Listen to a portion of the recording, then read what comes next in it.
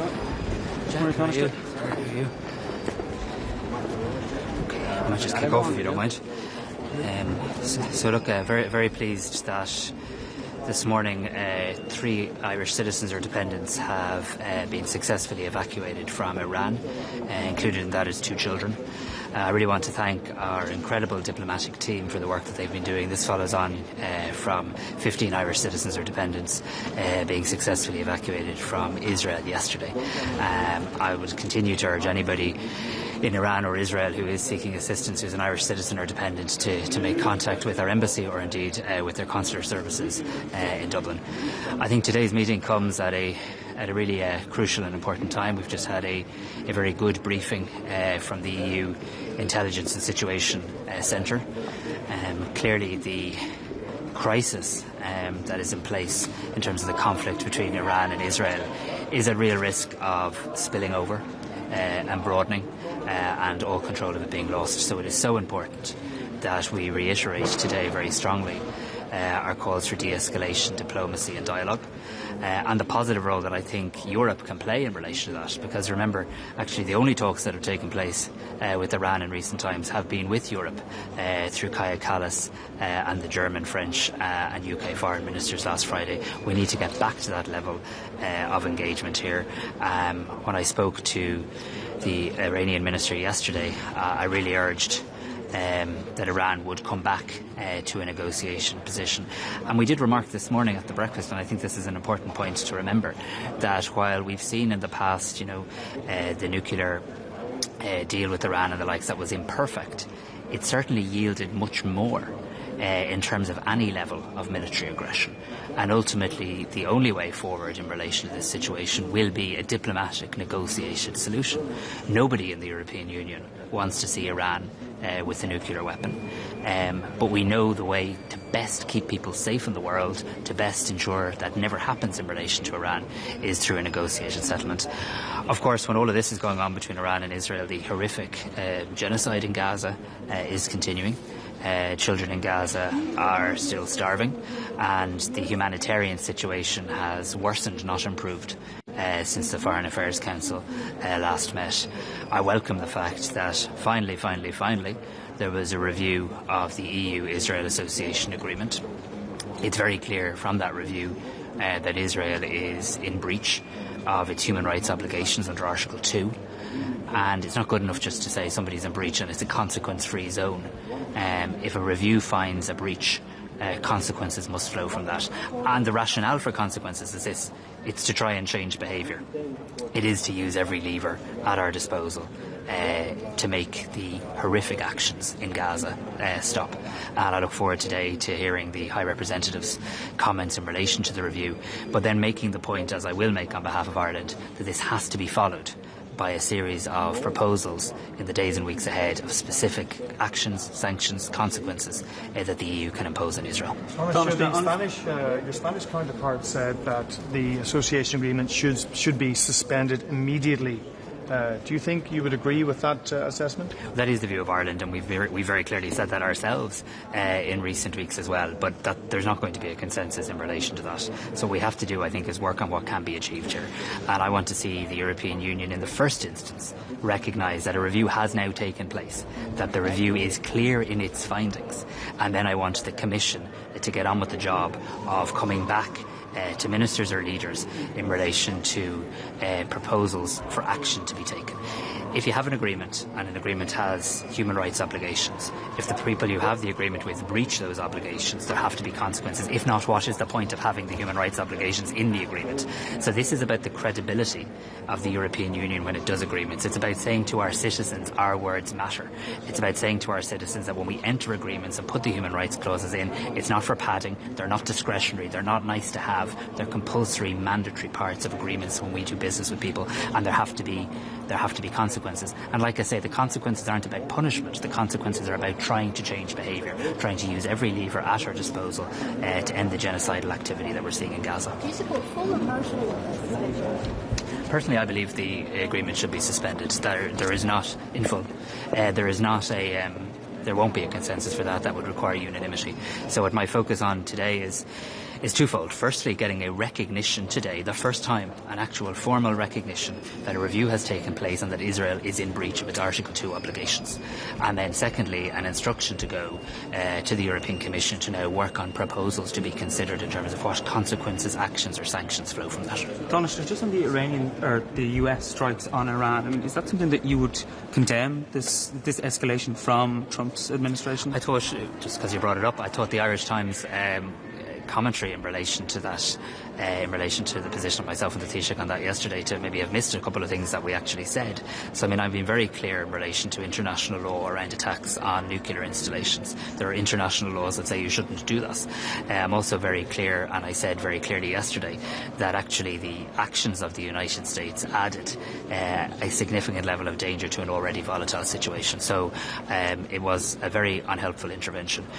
While there will be, I'm sure, different views and different perspectives, the reality is this: the only way, I believe, to make progress in relation to this, to stop an already tinderbox type situation getting even worse, is to get back to a negotiated situation. What has happened has now happened.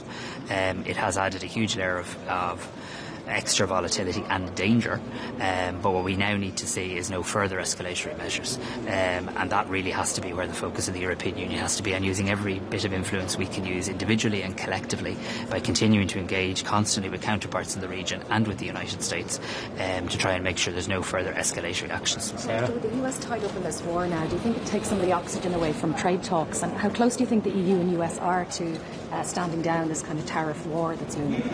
Well, it's very helpful to remind us of this, because you're right, with so much going on in the world, so much danger in the world, and the very, very dangerous situation between Iran and Israel, it's also true to say that within a matter of days, within a matter of 2 weeks really, the deadline in terms of the current pause on tariffs will expire, and therefore it's really important that there is intense work between the EU and the US to get to, at the very least, a framework agreement by the 8th, 9th of July. I spoke to Jemison Greer just over a week ago. I spoke to Maros Sefcovic last week, and I did take from both of those engagements that there are now significant talks underway, both at a technical level and at a Commission trade representative level as well. I think these talks are going to be challenging for a number of reasons. I think they're going to be challenging because it seems to be the US position that 10% is nearly the new baseline, and for some sectors of the Irish economy and for some sectors of the European economy, that poses real challenge. When I did speak to Jemison Greer, he did make the point to me that the 10% is the new baseline, except where there can kind of be 0 for 0 arrangements reached. And I think the European Commission and Maros Sefcovic are quite right to be ambitious in terms of suggesting many sectors where we'd like to introduce 0 for 0 tariffs. I think the other point from an Irish, but not just an Irish perspective, because it affects around 10 EU member states in a very real way, is the issue of pharma. And when I did speak to Ambassador Greer, I specifically asked him about the pharma sector. I thought there was a recognition that the EU and the US are much more interdependent on pharma than perhaps had been alluded to in the early days of the rhetoric around trade.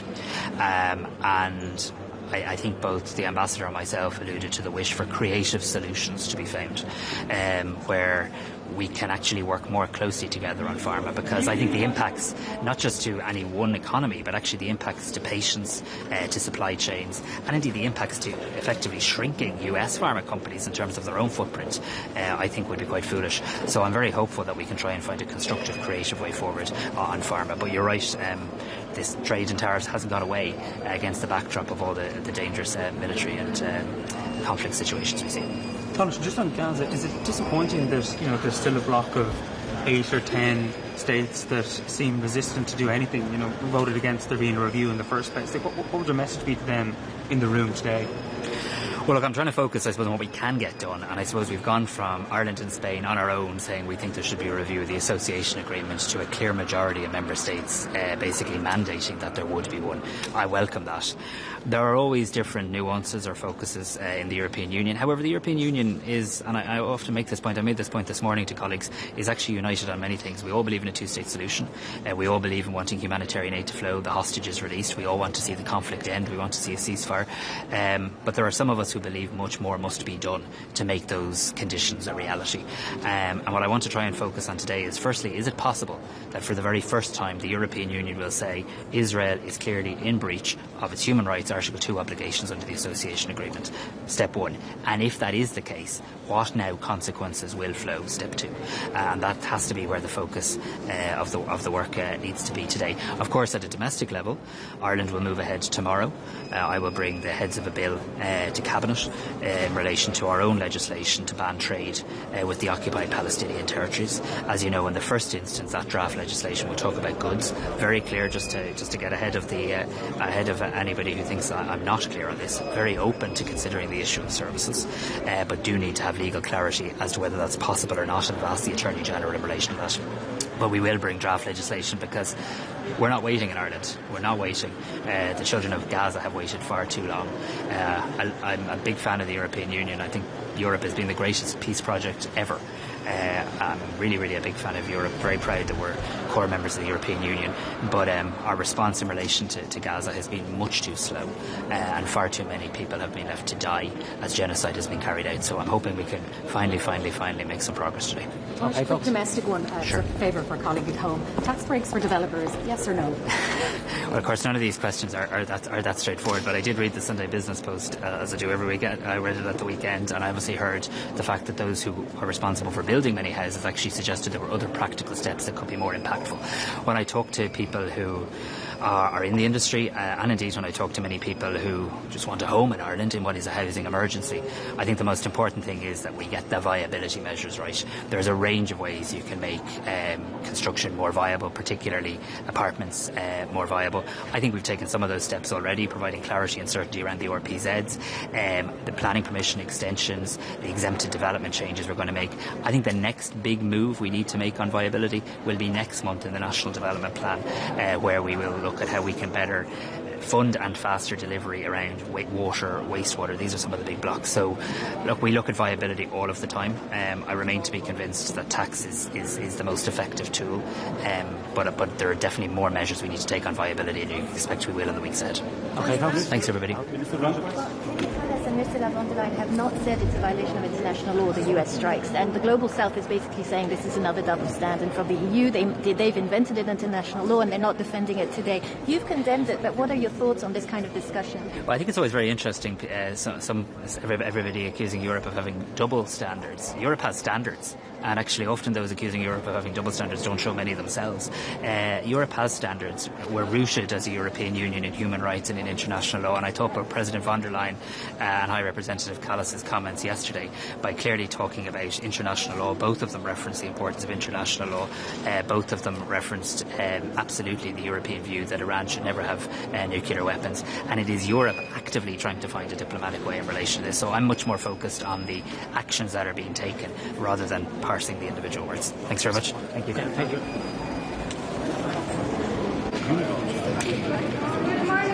Good morning. Good morning. Godmorgen.